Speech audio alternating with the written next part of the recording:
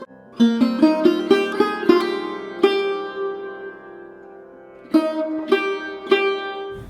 श्री परमात्मने नमः। नमस्ते दोस्तों, भगवत गीता की इस यात्रा में आपका स्वागत है, अभिनंदन है। आज हम भगवत गीता के तीसरे अध्याय के 38वें श्लोक में प्रवेश करेंगे।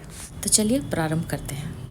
वसुदेव सुतं देवं कंसचानूरमर्दनं देवकी परमानन्दं कृष्णं वन्दे जगद्गुरुम्। अथ श्रीमद्भगवद्गीता तृतीयोऽध्यायः।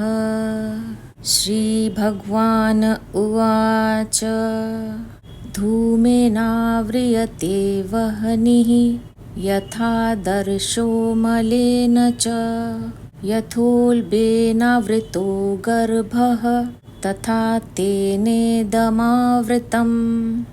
जैसे धुएं से अग्नि और मैल से दर्पण ढका रहता है तथा जैसे जेर से गर्भ ढका रहता है, ऐसे ही उस कामना के द्वारा यह ज्ञान अर्थात विवेक ढका हुआ है। धूमे नाव्रियते वह्निः, जैसे धुएं से अग्नि ढकी रहती है, ऐसे ही कामना से मनुष्य का विवेक ढका रहता है अर्थात स्पष्ट प्रतीत नहीं होता। विवेक बुद्धि में प्रकट होता है। बुद्धि 3 प्रकार की होती है, सात्विक, राजसी और तामसी। सात्विक की बुद्धि में कर्तव्य अकर्तव्य का ठीक ठाक ज्ञान होता है। राजसी बुद्धि में कर्तव्य अकर्तव्य का ठीक ठाक ज्ञान नहीं होता और तामसी बुद्धि में सब वस्तुओं का विपरीत ज्ञान होता है। गीता 18वें अध्याय के 30वें से 32वें श्लोक तक। कामना उत्पन्न होने से सात्विक की बुद्धि भी धुएं से अग्नि के समान ढक जाती है। फिर राजसी और तामसी बुद्धि का तो कहना ही क्या।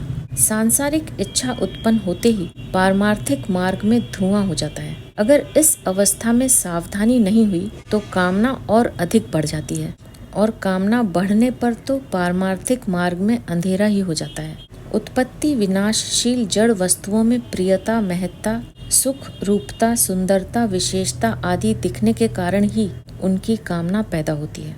यह कामना ही मूल में विवेक को ढकने वाली है। अन्य शरीरों की अपेक्षा मनुष्य शरीर में विवेक विशेष रूप से प्रकट है, किंतु जड़ पदार्थों की कामना के कारण यह विवेक काम नहीं करता। कामना उत्पन्न होते ही विवेक धुंधला हो जाता है। जैसे धुएं से ढकी रहने पर भी अग्नि काम कर सकती है, ऐसे ही यदि साधक कामना के पैदा होते ही सावधान हो जाए तो उसका विवेक काम कर सकता है। प्रथमावस्था में कामना को नष्ट करने का सरल उपाय यह है कि कामना उत्पन्न होते ही साधक विचार करे कि हम जिस वस्तु की कामना करते हैं वह वस्तु हमारे साथ सदा रहने वाली नहीं है। वह वस्तु पहले भी हमारे साथ नहीं थी और बाद में भी हमारे साथ नहीं रहेगी तथा बीच में भी उस वस्तु का हमारे साथ निरंतर वियोग हो रहा है। ऐसा विचार करने से कामना नहीं रहती। यथा दर्शो मलेन च, जैसे मैल से ढक जाने पर दर्पण में प्रतिबिंब दिखना बंद हो जाता है, ऐसे ही कामना का वेग बढ़ने पर मैं साधक हूँ, मेरा यह कर्तव्य है और यह अकर्तव्य है, इसका ज्ञान नहीं रहता। अंतःकरण में नाशवान वस्तुओं का महत्व ज्यादा हो जाने से मनुष्य उन्हीं वस्तुओं के भोग और संग्रह की कामना करने लगता है। यह कामना ज्यों-ज्यों बढ़ती है त्यों ही त्यों मनुष्य का पतन होता है। वास्तव में महत्व वस्तु का नहीं, प्रत्युत उसके उपयोग का होता है। रुपया, विद्या, बल आदि स्वयं कोई महत्व की वस्तुएं नहीं है, उनका सदुपयोग ही महत्व का है। यह बात समझ में आ जाने पर फिर उनकी कामना नहीं रहती, क्योंकि जितनी वस्तुएं हमारे पास हैं उन्हीं के सदुपयोग की हमारे पर जिम्मेवारी है। उन वस्तुओं को भी सदुपयोग में लगाना है। फिर अधिक की कामना से क्या होगा? कारण कि कामना मात्र से वस्तुएं प्राप्त नहीं होती। सांसारिक वस्तुओं का महत्व ज्यों-ज्यों कम होगा त्यों ही त्यों परमात्मा का महत्व साधक के अंतःकरण में बढ़ेगा। सांसारिक वस्तुओं का महत्व सर्वथा नष्ट होने पर परमात्मा का अनुभव हो जाएगा और कामना सर्वथा नष्ट हो जाएगी। यथोल्बेनावृतो गर्भः, दर्पण पर मैल आने से उसमें अपना मुख तो नहीं दिखता, पर यह दर्पण है ऐसा ज्ञान तो रहता ही है, परंतु जैसे जेर से ढके गर्भ का यह पता नहीं लगता कि लड़का है या लड़की, ऐसे ही कामना की तृतीय अवस्था में कर्तव्य अकर्तव्य पता नहीं लगता, अर्थात विवेक पूरी तरह ढक जाता है। विवेक ढक जाने से कामना का वेग बढ़ जाता है। कामना में बाधा लगने से क्रोध उत्पन्न होता है, फिर उसमें सम्मोहन उत्पन्न होता है। सम्मोह से बुद्धि नष्ट हो जाती है और बुद्धि नष्ट हो जाने पर मनुष्य करने योग्य कार्य नहीं करता और झूठ, कपट, बेईमानी, अन्याय, पाप, अत्याचार आदि न करने योग्य कार्य करने लगता है। ऐसे लोगों को भगवान मनुष्य भी नहीं कहना चाहते। इसलिए 16वें अध्याय में जहाँ ऐसे लोगों का वर्णन हुआ है, वहाँ भगवान ने 8वें से 18वें श्लोक तक मनुष्यवाचक कोई शब्द नहीं दिया। स्वर्ग लोक की कामना वाले लोगों को भी भगवान ने कामात् मानः कहा है। गीता 2 अध्याय का 43वां श्लोक। क्योंकि ऐसे लोग कामना के ही स्वरूप होते हैं। कामना में ही तदाकार होने से उनका निश्चय होता है कि सांसारिक सुख से बढ़कर और कुछ है ही नहीं। गीता 16वें अध्याय का 11वां श्लोक। यद्यपि कामना की इस तृतीय अवस्था में मनुष्य की दृष्टि अपने वास्तविक उद्देश्य यानी परमात्मा प्राप्ति की तरफ नहीं जाती, तथापि किन्हीं पूर्व संस्कारों से, वर्तमान के किसी अच्छे संग से अथवा अन्य किसी कारण से उसे अपने उद्देश्य की जागृति हो जाए तो उसका कल्याण भी हो सकता है। तथा तेने दमावृतम। इस श्लोक में भगवान एक काम के द्वारा विवेक को ढकने के विषय में 3 दृष्टांत दिए हैं। अतः इन पदों का तात्पर्य यह है कि एक काम के द्वारा विवेक ढका जाने से ही काम की 3 अवस्थाएं प्रबुद्ध होती हैं। कामना उत्पन्न होने पर उसकी ये 3 अवस्थाएं सबके हृदय में आती हैं, परंतु जो मनुष्य कामना को ही सुख का कारण मानकर उसका आश्रय लेते हैं और कामना को त्याज्य नहीं मानते, वे कामना को पहचान ही नहीं पाते। परंतु परमार्थ से रुचि रखने वाले तथा साधन करने वाले मनुष्य इस कामना को पहचान लेते हैं, और जो कामना को पहचान लेता है वही कामना को नष्ट भी कर सकता है। भगवान ने इस श्लोक में कामना की 3 अवस्थाओं का वर्णन उसका नाश करने के उद्देश्य से ही किया है, जिसकी आज्ञा उन्होंने आगे 41वें और 43वें श्लोक में दी है। वास्तव में कामना उत्पन्न होने के बाद उसके बढ़ने का क्रम इतनी तेजी से होता है कि उसकी उपर्युक्त 3 अवस्थाओं को कहने में तो देर लगती है, पर कामना के बढ़ने में कोई देर नहीं लगती। कामना बढ़ने पर तो अनर्थ परंपरा ही चल पड़ती है। संपूर्ण पाप, संताप, दुख आदि कामना के कारण ही होते हैं। अतएव मनुष्य को चाहिए कि वह अपने विवेक को जागृत रखकर कामना को उत्पन्न ही न होने दे। यदि कामना उत्पन्न हो जाए तो भी उसे प्रथम या द्वितीय अवस्था में ही नष्ट कर दे, उसे तृतीय अवस्था में तो कभी आने ही न दे। यहाँ विशेष बात यह है कि धुआं दिखाई देने से यह सिद्ध हो जाता है कि वहाँ अग्नि है, क्योंकि अगर वहाँ अग्नि न होती तो धुआं कहाँ से आता। अतः जिस प्रकार धुएं से ढके होने पर भी अग्नि होने का ज्ञान, मैल से ढका होने पर भी दर्पण के होने का ज्ञान और जेर से ढका होने पर भी गर्भ के होने का ज्ञान सभी को रहता है, उसी प्रकार काम से ढका होने पर भी विवेक यानी कर्तव्य अकर्तव्य का ज्ञान सभी में रहता है, पर कामना के कारण वह उपयोग में नहीं आता। शास्त्रों के अनुसार परमात्मा की प्राप्ति में 3 दोष बाधक हैं। पहला मल, दूसरा विक्षेप और तीसरा आवरण। ये दोष असत यानी संसार के संबंध से उत्पन्न होते हैं। असत का संबंध कामना से होता है, अतः मूल दोष कामना ही है। कामना का सर्वथा नाश होते ही असत से संबंध विच्छेद हो जाता है। असत से संबंध विच्छेद होते ही संपूर्ण दोष मिट जाते हैं और विवेक प्रकट हो जाता है। परमात्मा प्राप्ति में मुख्य बाधा है सांसारिक पदार्थों को नाशवान मानते हुए उन्हें महत्व देना। जब तक अंतःकरण में नाशवान पदार्थों का महत्व है और वे सत्य, सुंदर और सुखद प्रतीत होते हैं, तभी तक मल, विक्षेप और आवरण ये तीनों दोष रहते हैं। इन तीनों में भी मल दोष को अधिक बाधक माना जाता है। मल दोष यानी पाप का मुख्य कारण कामना ही है, क्योंकि कामना से ही सब पाप होते हैं। जिस समय साधक यह दृढ़ निश्चय कर लेता है कि मैं अब पाप नहीं करूंगा, उसी समय सब दोषों की जड़ कट जाती है और मल दोष मिटने लगता है। सर्वथा निष्काम होने पर मल दोष सर्वथा नष्ट हो जाता है। श्रीमद् भागवत में भगवान ने कामना वाले मनुष्यों के कल्याण का उपाय कर्म योग यानी निष्काम कर्म बताया है। श्रीमद् भागवत 11:20-7। अतः कामना वाले मनुष्य को अपने कल्याण के विषय में निराश नहीं होना चाहिए, क्योंकि जिसमें कामना आई है वही निष्काम होगा। कर्म योग के द्वारा कामनाओं का नाश सुगमता पूर्वक हो जाता है। छोटी से छोटी अथवा बड़ी से बड़ी प्रत्येक लौकिक या पारमार्थिक क्रिया करने में मैं क्यों करता हूँ और कैसे करता हूँ, ऐसी सावधानी हो जाए तो उद्देश्य की जागृति हो जाती है। निरंतर उद्देश्य पर दृष्टि रहने से अशुभ कर्म तो होते ही नहीं और शुभ कर्मों को भी आसक्ति तथा फलेच्छा का त्याग करके करने पर निष्कामता का अनुभव हो जाता है और मनुष्य का कल्याण हो जाता है। यहाँ परिशिष्ट भाव यह है कि परमात्म तत्व की प्राप्ति में कामना ही खास बाधक है। जैसे पानी से भरा हुआ घड़ा है और उसमें हमें दो काम करने हैं, एक उसको खाली करना है और दूसरा उसमें आकाश भरना है।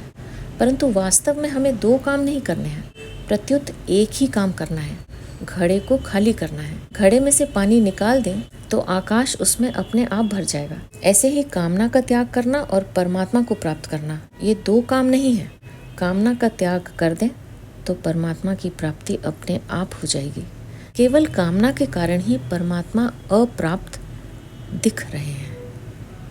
आवृतै ज्ञानमेतेन ज्ञानिनो नित्यवैरिणा कामरूपेण कौन्तेय दुष्पूरेणानलेन च। हे कुंती नंदन, इस अग्नि के समान कभी तृप्त न होने वाले और विवेकियों के कामना रूप नित्य वैरी के द्वारा मनुष्य का विवेक ढका हुआ है। ए तेना 37वें श्लोक में भगवान ने पाप करवाने में मुख्य कारण काम अर्थात कामना को बताया था। उसी कामना के लिए यहाँ ए तेना पद आया है। दुष्पूरेणा नलेन च, जैसे अग्नि में घी की सुहाती सुहाती अनुकूल आहुति देते रहने से अग्नि कभी तृप्त नहीं होती, प्रत्युत बढ़ती ही रहती है। ऐसे ही कामना के अनुकूल भोग भोगते रहने से कामना कभी तृप्त नहीं होती, प्रत्युत अधिकाधिक बढ़ती रहती है। जो भी वस्तु सामने आती रहती है, कामना अग्नि की तरह उसे खाती रहती है। भोग और संग्रह की कामना कभी पूरी होती ही नहीं। जितने ही भोग पदार्थ मिलते हैं उतनी ही उनकी भूख बढ़ती है, कारण कि कामना जड़ की ही होती है। इसलिए जड़ के संबंध से वह कभी मिटती नहीं, प्रत्युत अधिकाधिक बढ़ती है। सुंदर दास जी लिखते हैं, जो 10, 20, 50 भय सत होई हजार तो लाख मंगेगी, कोटि अरब खरब असंख्य पृथ्वी पति होने की चाह जगेगी। स्वर्ग पताल को राज करो, तृष्णा अघ की अति आग लगेगी। सुंदर एक संतोष बिना सठ, तेरी तो भूख कभी न भगेगी। जैसे 100 रुपए मिलने पर 1000 रुपयों की भूख पैदा हो जाती है, तो इससे सिद्ध हुआ कि 900 रुपयों का घाटा हुआ। 1000 रुपए मिलने पर फिर सीधे 10,000 रुपयों की भूख पैदा हो जाती है, तो यह 9000 रुपयों का घाटा हुआ। 10,000 रुपए मिलने पर फिर सीधे लाख रुपयों की भूख पैदा हो जाती है, तो यह 90,000 रुपयों का घाटा हुआ। लाख रुपए मिलने पर फिर 10 लाख रुपयों से संतोष नहीं होता, प्रत्युत सीधे करोड़ रुपयों की भूख पैदा हो जाती है, तो सिद्ध हुआ कि 99 लाख रुपयों का घाटा हुआ। इस प्रकार वहम तो यह होता है कि लाभ बढ़ गया, पर वास्तव में घाटा ही बढ़ा है। जितना धन मिलता है उतनी ही दरिद्रता, धन की भूख बढ़ती है। वास्तव में दरिद्रता उसकी मिटती है जिसे धन की भूख नहीं है। चाह गई चिंता मिटी मनुआ बेपरवाह, जिनको कछु न चाहिए सो साहन पति साह।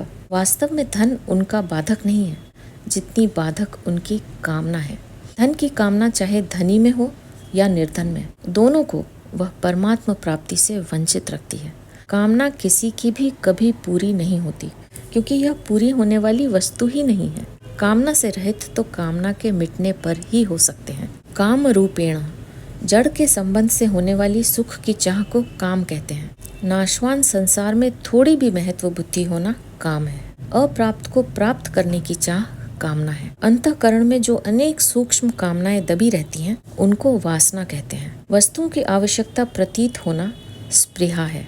वस्तु में उत्तमता और प्रियता दिखना आसक्ति है। वस्तु मिलने की संभावना रखना आशा है। और अधिक वस्तु मिल जाए यह लोभ और तृष्णा है। वस्तु की इच्छा अधिक बढ़ने पर याचना होती है।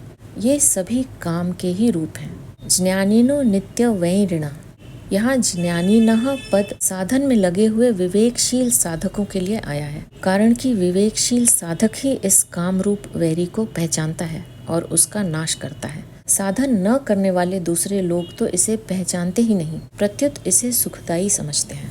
भगवान कहते हैं कि यह काम विवेकशील साधकों का नित्य वैरी है, यानी शत्रु है।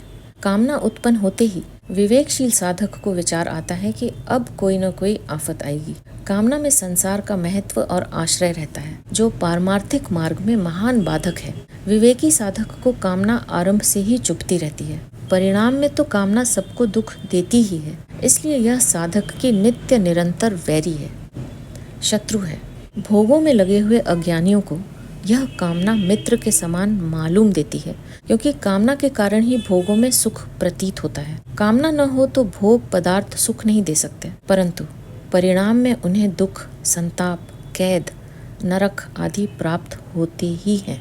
इसलिए वास्तव में यह कामना अज्ञानियों की भी नित्य वैरी है, परंतु अज्ञानियों को जागृति नहीं रहती, जबकि विवेकशील साधकों को जागृति रहती है। आवृतम ज्ञानम, विवेक प्राणी मात्र में है। पशु पक्षी आदि मनुष्येतर योनियों में यह विवेक विकसित नहीं होता और केवल जीवन निर्वाह तक ही सीमित रहता है, परंतु मनुष्य में यदि कामना न हो तो यह विवेक विकसित हो सकता है, क्योंकि कामना के कारण ही मनुष्य का विवेक ढका रहता है। विवेक ढका रहने से मनुष्य अपने लक्ष्य यानी परमात्मा प्राप्ति की ओर बढ़ नहीं सकता, क्योंकि कामना उसे चिन्मय तत्व की ओर जाने नहीं देती, प्रत्युत जड़ तत्व में ही लगाए रखती है।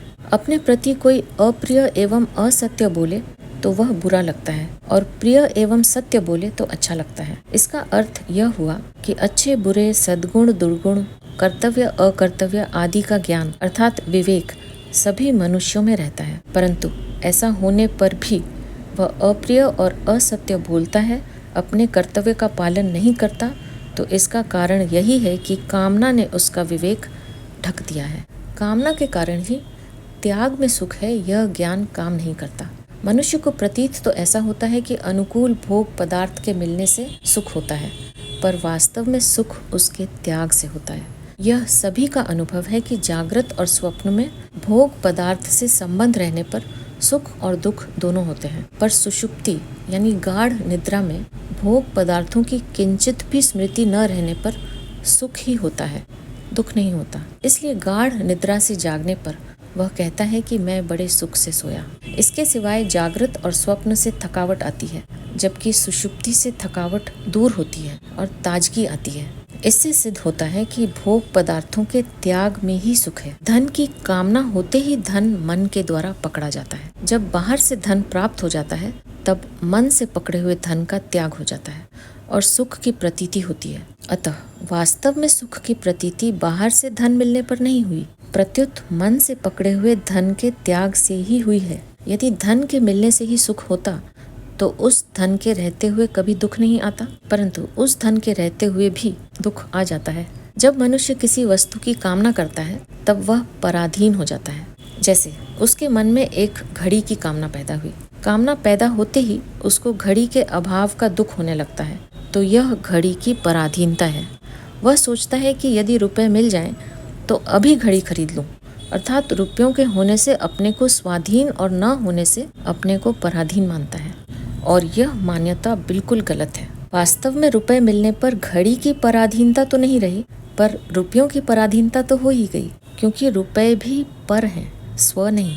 जैसे वस्तु की कामना होने से वस्तु के पराधीन हुआ, ऐसे ही रुपयों की कामना होने से रुपयों के पराधीन हुआ। पराधीनता तो वैसी की वैसी ही रही, परंतु कामना से विवेक ढक जाने के कारण मनुष्य को वस्तु की पराधीनता का तो अनुभव होता है, पर रुपयों की पराधीनता का अनुभव नहीं होता।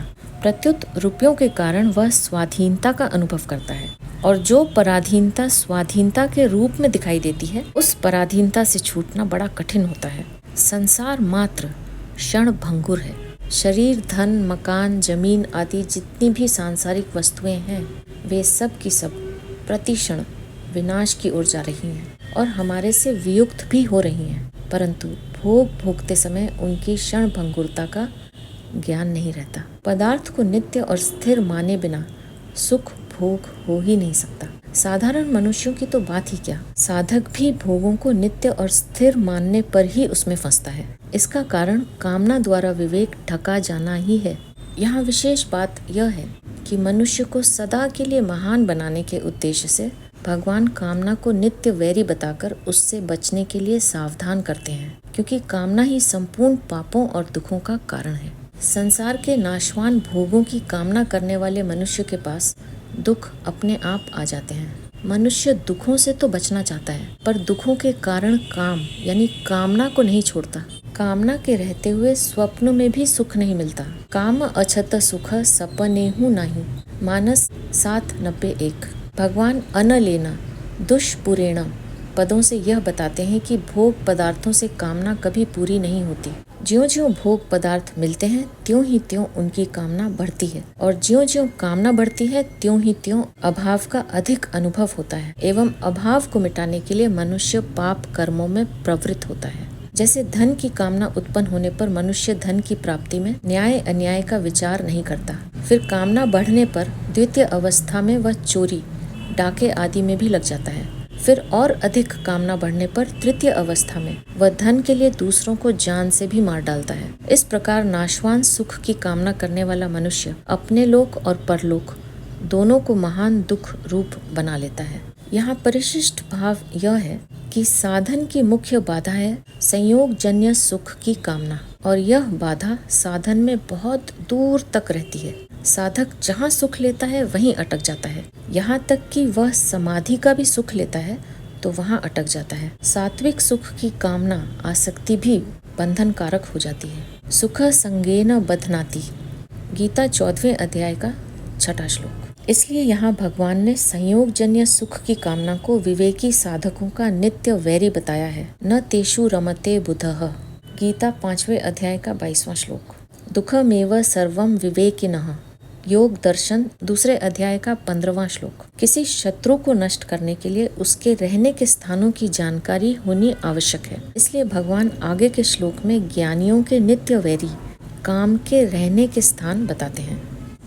इंद्रियाणि मनोबुद्धिः अस्याधिष्ठानमुच्यते एतैर्विमोहयत्येष ज्ञानमावृत्य देहिनम्। इंद्रियां, मन और बुद्धि इस कामना के वास स्थान कहे गए हैं। यह कामना इन इंद्रियां, मन और बुद्धि के द्वारा ज्ञान को ढककर देहाभिमानी मनुष्य को मोहित करती है। इंद्रियाणि मनो बुद्धिरस्याधिष्ठानमुच्यते। काम 5 स्थानों में दिखता है, पदार्थों में, इंद्रियों में, मन में, बुद्धि में और माने हुए अहम यानी कर्ता में। इन 5 स्थानों में दिखने पर भी काम वास्तव में माने हुए अहम यानी चिज्जड़ ग्रंथि में ही दिखता है, परंतु इन 5 स्थानों में दिखाई देने के कारण ही वे इस काम के वास स्थान कहे जाते हैं। समस्त क्रियाएं शरीर, इंद्रियां, मन और बुद्धि से ही होती हैं। ये चारों कर्म करने के साधन हैं। यदि इनमें काम रहता तो वह पारमार्थिक कर्म नहीं करने देता। इसलिए कर्म योगी निष्काम, निर्मम और अनासक्त होकर शरीर, इंद्रियों, मन और बुद्धि के द्वारा अंतःकरण की शुद्धि के लिए कर्म करता है। गीता 5वें अध्याय का 11वां श्लोक। वास्तव में काम अहम यानी जड़ चेतन के तादात्म्य में ही रहता है। अहम अर्थात मैंपन केवल माना हुआ है।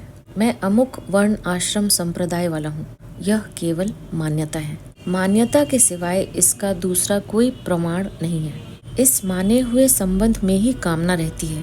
कामना से ही सब पाप होते हैं। पाप तो फल भुगताकर नष्ट हो जाते हैं, पर अहम से कामना दूर किए बिना नए नए पाप होते रहते हैं। इसलिए कामना ही जीव को बांधने वाली है। महाभारत में कहा गया है, काम बंधन में वैकम नान्यदस्तीह बंधनम, काम बंधन मुक्तो ही ब्रह्म भूया कल्पते। शांति पर्व 291-7। यानी कि जगत में कामना ही एकमात्र बंधन है, दूसरा कोई बंधन नहीं है। जो कामना के बंधन से छूट जाता है वह ब्रह्म भाव प्राप्त करने में समर्थ हो जाता है। एतैर्विमोहयत्येष ज्ञानमावृत्य देहिनम्। कामना के कारण मनुष्य को जो करना चाहिए वह नहीं करता और जो नहीं करना चाहिए वह कर बैठता है। इस प्रकार कामना देहाभिमानी मनुष्य को मोहित कर देती है। 2 अध्याय में भगवान ने कहा है कि कामना से क्रोध उत्पन्न होता है। कामात् क्रोधो भी जायते, 2 अध्याय का 62वां श्लोक। और क्रोध से सम्मोह यानी अत्यंत मूढ़ भाव उत्पन्न होता है। क्रोधाद् भवति सम्मोहः, 2 अध्याय का 63वां श्लोक। इससे यह समझना चाहिए कि कामना में बाधा पहुंचने पर तो क्रोध उत्पन्न होता है, पर यदि कामना में बाधा न पहुंचे तो कामना से लोभ और लोभ से सम्मोह उत्पन्न होता है। तात्पर्य यह है कि कामना से पदार्थ न मिले तो क्रोध उत्पन्न होता है और पदार्थ मिल जाए तो लोभ उत्पन्न होता है और उनसे फिर मोह उत्पन्न होता है। कामना रजोगुण का कार्य है और मोह तमोगुण का कार्य। रजोगुण और तमोगुण पास पास रहते हैं, अतः काम, क्रोध, लोभ और मोह पास पास ही रहते हैं। काम इंद्रियों, मन और बुद्धि के द्वारा देहाभिमानी मनुष्य को मोहित यानी बेहोश कर देता है। इस प्रकार काम रजोगुण का कार्य होते हुए भी तमोगुण का कार्य मोह हो जाता है। कामना उत्पन्न होने पर मनुष्य पहले इंद्रियों से भोग भोगने की कामना करता है। पहले तो भोग पदार्थ मिलते नहीं और मिल भी जाएं तो टिकते नहीं, इसलिए उन्हें किसी तरह प्राप्त करने के लिए वह मन में तरह तरह की कामनाएं करता है। बुद्धि में उन्हें प्राप्त करने के लिए तरह तरह के उपाय सोचता है। इस प्रकार कामना पहले इंद्रियों को संयोगजन्य सुख के प्रलोभन में लगाती है, फिर इंद्रियां मन को अपनी ओर खींचती हैं और उसके बाद इंद्रियां और मन मिलकर बुद्धि को अपनी ओर खींच लेते हैं। इस तरह काम देहाभिमानी के ज्ञान को ढककर इंद्रियों, मन और बुद्धि के द्वारा उसे मोहित कर देता है तथा उसे पतन के गड्ढे में डाल देता है। यह सिद्धांत है कि नौकर अच्छा हो पर मालिक तिरस्कार पूर्वक उसे निकाल दे तो फिर उसे अच्छा नौकर नहीं मिलेगा। ऐसे ही मालिक अच्छा हो पर नौकर उसका तिरस्कार कर दे तो फिर उसे अच्छा मालिक नहीं मिलेगा। इसी प्रकार मनुष्य परमात्म प्राप्ति किए बिना शरीर को सांसारिक भोग और संग्रह में ही खो देता है तो फिर उसे मनुष्य शरीर नहीं मिलेगा। अच्छी वस्तु का तिरस्कार होता है अंतःकरण अशुद्ध होने से और अंतःकरण अशुद्ध होता है कामना से। इसलिए सबसे पहले कामना का नाश करना चाहिए। देहिनम विमोहयति पदों का तात्पर्य यह है कि यह काम देहाभिमानी मनुष्य को ही मोहित करता है। शरीर को मैं और मेरा मानने वाला ही देहाभिमानी होता है। भगवान ने अपने उपदेश के आरंभ में ही देह यानी शरीर और देही यानी शरीरी आत्मा का विवेचन किया है। गीता 2 अध्याय के 11वें से 30वें श्लोक तक। देह और देही दोनों अलग अलग हैं, यह सबका अनुभव है। यह काम ज्ञान को ढककर देहाभिमानी यानी देह से अपना संबंध मानने वाले को बांधता है। देही यानी शुद्ध स्वरूप को नहीं। जो देह के साथ अपना संबंध नहीं मानता उसे यह बांध नहीं सकता। देह को मैं, मेरा और मेरे लिए मानने से ही मनुष्य उत्पत्ति विनाशशील जड़ वस्तुओं को महत्व देता है, जिससे उसमें जड़ता का राग उत्पन्न हो जाता है। राग उत्पन्न होने पर जड़ता से संबंध हो जाता है। जड़ता से संबंध होने पर ही कामना की उत्पत्ति होती है। कामना उत्पन्न होने पर जीव मोहित होकर संसार बंधन में बंध जाता है। अब आगे के 3 श्लोकों में भगवान काम को मारने का प्रकार बताते हुए उसे मारने की आज्ञा देते हैं, जिन्हें लेकर हम अपनी अगली प्रस्तुति में फिर उपस्थित होंगे। अब मैं आपसे आज्ञा लूंगी। आप अपना ध्यान रखिए, हमेशा खुश रहिए, मुस्कुराते रहिए। आपका बहुत बहुत धन्यवाद। ओम श्री परमात्मने नमः।